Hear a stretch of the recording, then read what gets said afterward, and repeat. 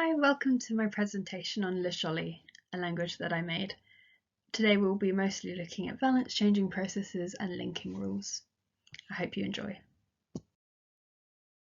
I'd like to address a few key definitions before we start. For instance, what is case? Case is a way that languages can express the grammatical purpose of a word in a language. Other languages do this by word order. Lisholly has a case system. Grammatical functions are things such as subject, object, object to, oblique, which are different functions that words might have in a sentence. Semantic roles are different semantic purposes that a word might have in a sentence. For instance, agent, beneficiary, patient, theme, and we're going to see a little bit of that in Lisholly as we go along. Linking rules are how these two systems of describing how words relate to a predicate relate to one another. So often in a language, one particular semantic role will link to a specific grammatical function. And so in English and in Lisholly, an agent is often the subject and a patient is often the object. And so there's a linking between these. Valence changing processes change how many terms a predicate has. The terms are all the core arguments that a predicate has except the subject. So maybe it's the object and the object to, or the object in an obligatory, oblique, something like that, but not the subject. And valence changing processes, as well as changing the amount of terms that a verb has, they also will change the linking rules of the language, and we'll see that as we look at Lisholly. As I mentioned, Lisholly has a case system, and this particular case system is nominative accusative. And so the subject takes nominative case, the object accusative, the object to accusative, and any obliques have a preposition, but they don't take a case marking. In sentence 1, we have an intransitive verb that has one core argument, a subject, that's marked with nominative case. And we can see that that's an agent, so there is a link between the subject and the agent, as we said before. In 2, we have a transitive verb, and there is also an object that's marked with accusative case, and that is a patient, which is similar to English, the linking rule of patient and object. And in the 3rd sentence, we have a ditransitive sentence. We can also see that there's an affix marked question mark that we will come to later.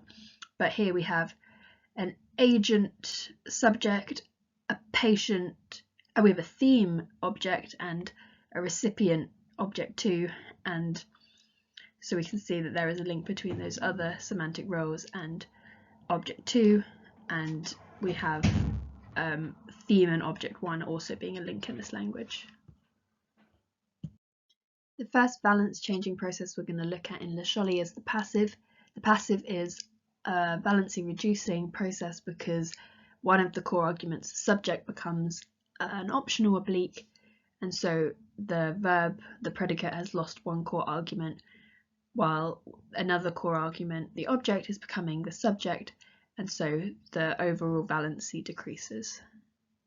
We can see this in sentence 4, where the boss that was the subject in a corresponding sentence earlier on has now been demoted to an optional oblique, and the object from a previous sentence has become the subject of this sentence and has been put with the nominative case marker. And this has all happened because of the affix ka being gloss passive in the gloss, and so we can see that the valence of the sentence has been decreased from 1 to 0. Similarly, when we look at the ditransitive example in 5, that is based from the sentence, the boss gave mushrooms to an employee, or gave the employee mushrooms. Here the primary object has been promoted and given nominative case, subject position, and the subject has been demoted to an oblique, and the secondary object has become the primary object. We can see in 6 that it's ungrammatical to promote the secondary object in Lisholly. It's not possible. We can also see from this data that the passive has an effect on the linking rules of the language. So the mushrooms that were that are the patient and were the object are now the subject. So now there is a link between the subject and the patient, and between oblique and agent by looking at the boss.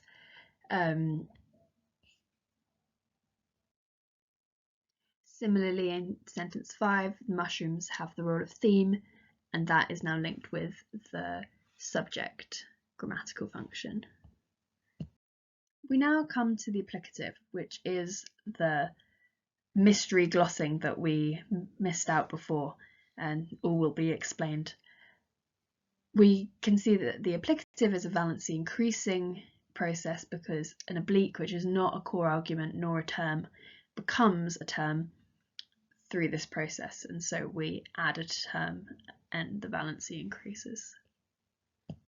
So here in sentence 8 we have the same sentence from example 3, but the glossing has been complete. This affix low, it means applicative, and so in contrast to sentence 7 we can see that what was an oblique in sentence 7, marked with preposition to or ya in Lisholloy, has been promoted to primary object in sentence 8, and this has caused the primary object of 7 to be pushed into object 2 position, and we have an increase in valence in this sentence.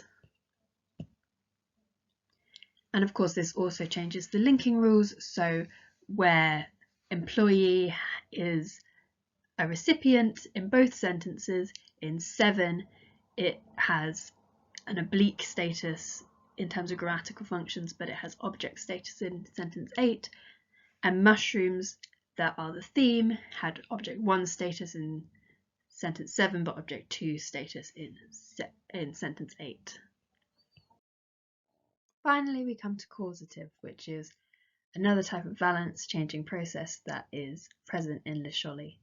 There's actually 2 ways of creating the causative in Lisholloy. One is morphological, similar to the rules that we've previously looked at, and we also have a periphrasiatic causative that is very similar to the one in English, and there's a slight semantic difference between these two methods. And as you can see, we have the rule on the screen, and we shall see how it works on the next slide.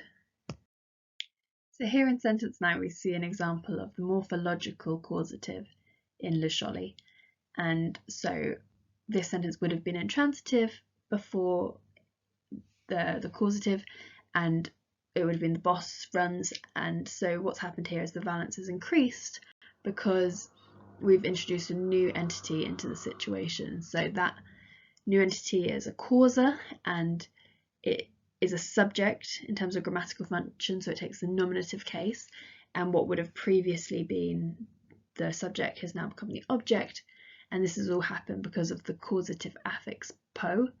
In 10 we see a different example where the periphrasiatic causative is used, and it is the introduction of a whole new verb gi, which means to cause, that creates this shift in grammatical functions and change in valence.